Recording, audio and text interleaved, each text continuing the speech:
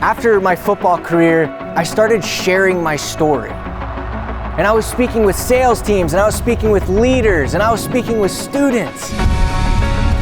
And they would be all excited, and they would come up to me and say, "Oh man, your story really inspired me." But I also watched it fade off over time. What I found was that what they were missing was not the goal, because everybody's excited and passionate. It wasn't that they were missing the goal, it was that they were missing accountability. And now I get to travel the world and help people realize their potential by focusing on the next play. But see, before, I used to teach people how to overcome failure. Now, you can completely eliminate failure. Here it is, 4th down and 10. Young Richie's not a real intimidating from a size standpoint at 5'7" and 163, but he's a good possession receiver. I'm here today because I know what it feels like to be stuck, to get my butt kicked every single day. My coach pulled me to the side, and then he asked me, "What's the most important play now?" He held me accountable, not to the past, what most people do, what most leaders, what most managers do. He held me accountable to maximizing my potential on the next play.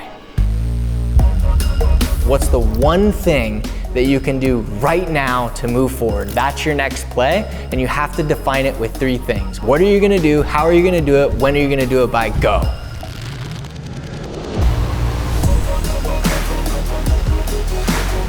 It was the same thing in fitness as it was in business.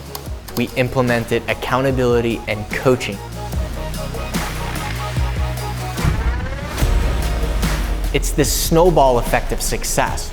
Imagine how much more likely your team is to achieve what they want if you held them accountable to realizing their potential every single week. Do you have to be perfect, yes or no? What if you're talking to your team members and your team member's like, "I can't do it"? But you can't just say, "Yes, you can," because that's annoying. It's infectious. Coaching, mentoring, investing in your people, you'll get a lot more out of it. I've had the pleasure to be with the Tony Robbins, the Gary V's, and I've been around a lot of people in my 50 years of life, and I'm like, he's our guy.